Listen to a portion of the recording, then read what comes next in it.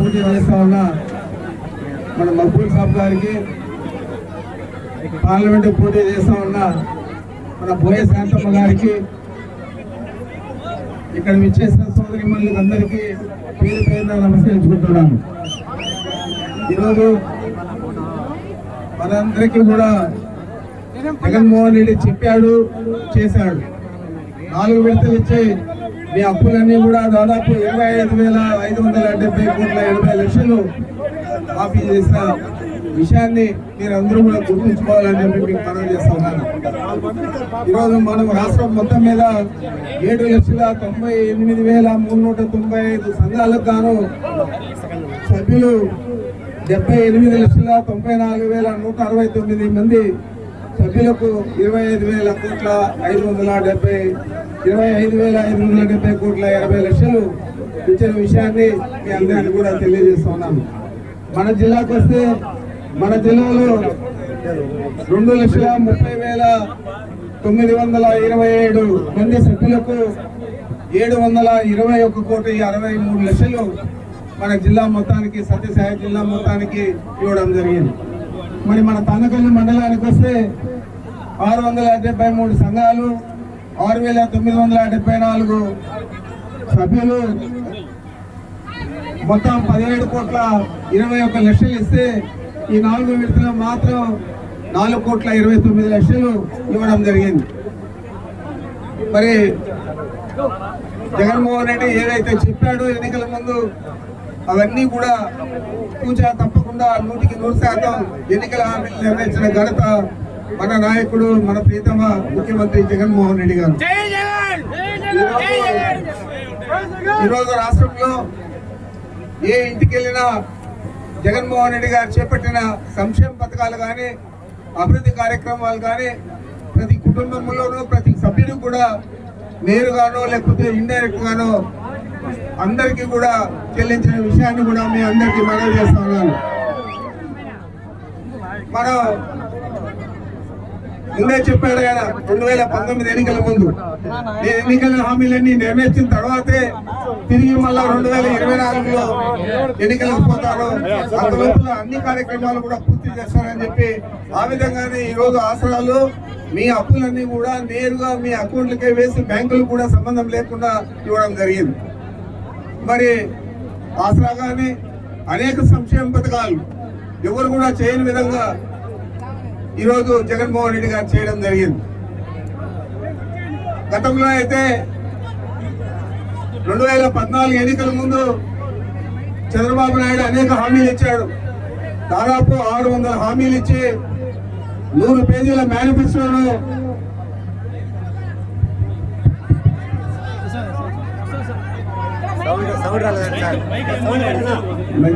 హామీలు 100 పేజీల మేనిఫెస్టో ఇచ్చి చంద్రబాబు నాయుడు ఎన్నికలయ్యి అధికారంలోకి వస్తానే ఆ మేనిఫెస్టో కనపడలేదు.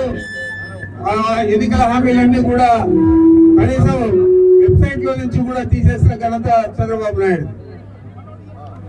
మరి మీ అప్పులన్నీ కూడా ఆ రోజు ఆయన చెల్లించుంటే కేవలం 14,200 కోట్లు మాత్రమే. అలాంటిది ఈరోజు జగన్మోహన్ రెడ్డి గారు 25,000 కోట్ల పైచీలకు వడ్డీతో కలిపి చెల్లించిన విషయాన్ని కూడా మీరు గుర్తుపెట్టుకోవాలని మీకు మనవి చేస్తా ఉన్నాను. మీకు ఇస్తా ఉన్న వడ్డీ లేని రుణాలు కూడా 2016 నుంచి నిలిపేసిన సంగతి కూడా మీ అందరికీ తెలుసు.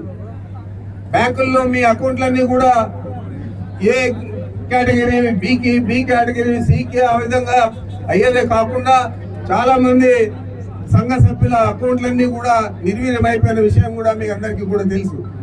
మరి ఈరోజు జగన్మోహన్ రెడ్డి గారు తిరిగి ఈ సంఘాలన్నీ కూడా బాగా పునఃప్రతిష్ఠించి మొత్తం మీకు ఇవ్వాల్సిన అప్పులన్నీ చెల్లించి 0 వడ్డీ రుణాలు చెల్లించి బ్యాంకుల్లో మేనేజర్ మీరు పోతానే ఎంత కావాలమ్మా అప్పు అని అడిగే పరిస్థితికి ఈరోజు జగన్మోహన్ రెడ్డి గారు తీసుకొచ్చారు. మరి ఆ విధంగా అనేక రకాల హామీలన్నీ కూడా ఆయన నెరవేరిస్తే చంద్రబాబు నాయుడు గారు 600 హామీల్లో ఏదైనా పూర్తిగా నెరవేర్చాడు అని అడుగుతున్నాను. రైతులను మోసం చేశాడు,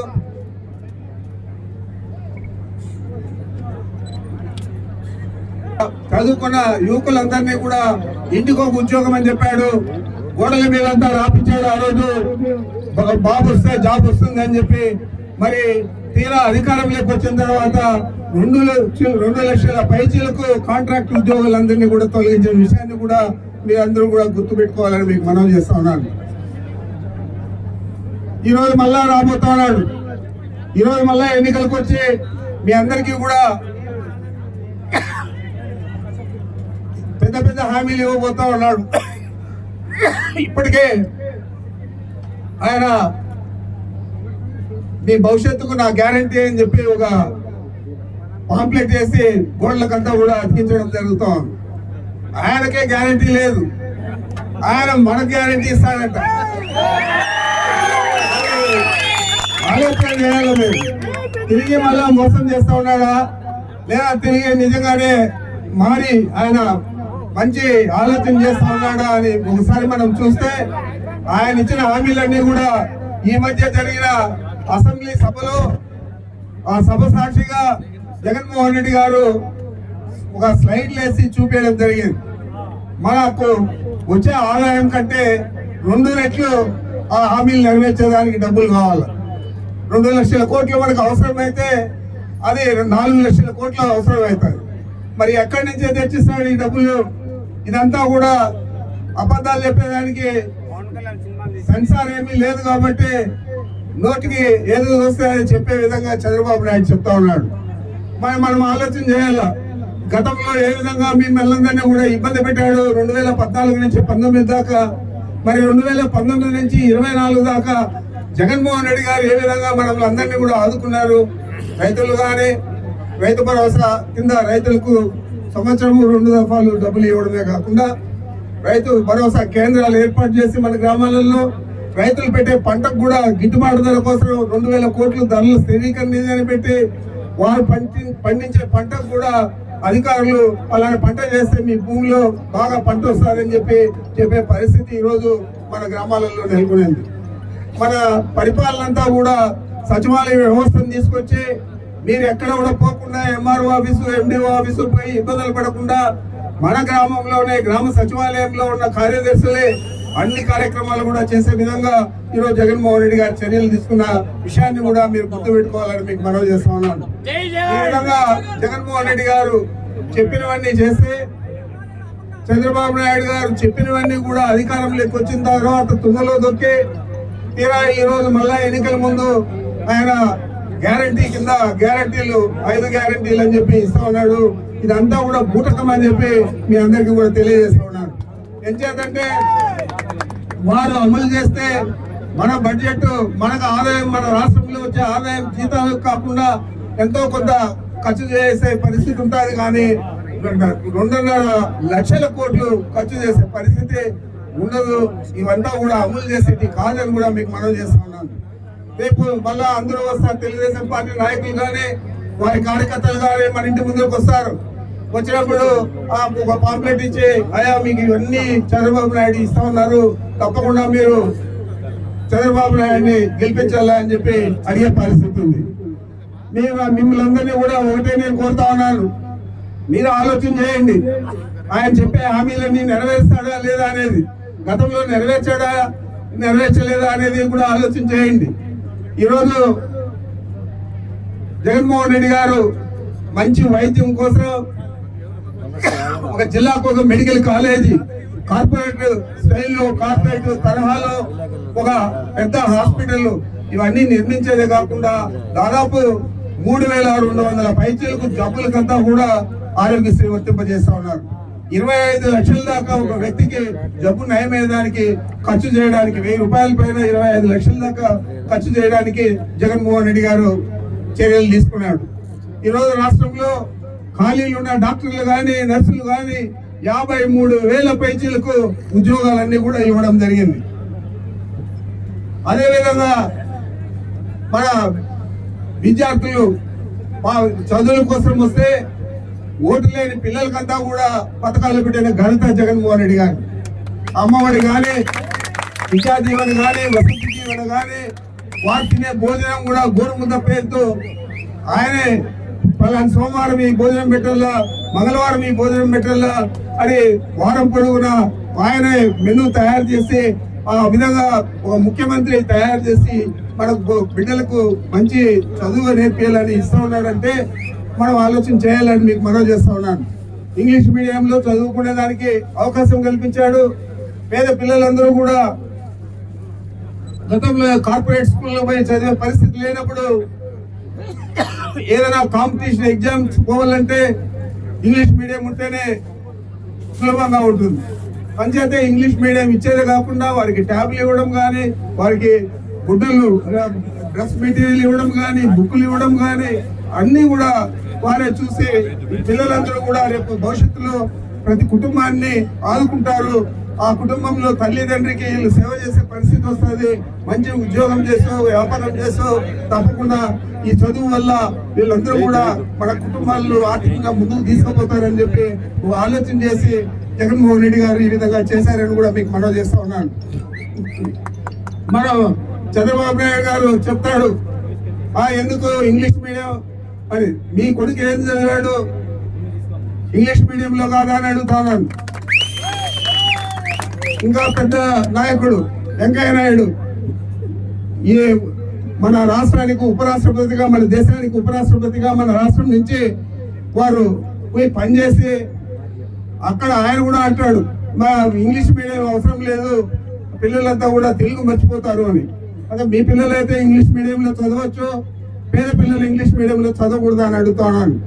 ఈరోజు అందుకే జగన్మోహన్ రెడ్డి గారు పేదలందరికీ కూడా అవకాశం కల్పించి కార్పొరేట్ తరాల్లో స్కూళ్ళన్నింటినీ కూడా నాడు నేడు కింద తీర్చిదిద్ది ఈరోజు చదివించే పరిస్థితి కల్పించిన విషయాన్ని కూడా ప్రతి తల్లి కూడా గుర్తుపెట్టుకోవాలా, ప్రతి తండ్రి కూడా గుర్తుపెట్టుకోవాలని మీకు మనవి చేస్తున్నాను. ఈరోజు రేపు ఎన్నికల మేనిఫెస్టో వస్తుంది. మన ఎన్నికల్లో మనం చేసేటివన్నీ చెప్తాం. కొత్తగా ఏదైనా తీసుకొస్తే అమలు చేసేదానికి వీలైన తెస్తామని కూడా మీకు మనవి చేస్తా ఉన్నాను. అంతేగాని చంద్రబాబు నాయుడు మాదిరి ప్రతి మహిళకు కేజీ బంగారు ఇస్తాను, ప్రతి రైతుకు ఇంటికి ఒక బెంచ్ కారు ఇస్తాను, మరి ప్రతి యువకుడికి ఒక మోటార్ సైకిల్ ఇచ్చి ఇంకా నిరుద్యోగ వృత్తి ఇస్తాను, ఎంతమంది యువకులు ఉంటే ఎంతమందికి కూడా అని చెప్పే పరిస్థితి ఉంటుందని కూడా మీకు మనవి చేస్తాను.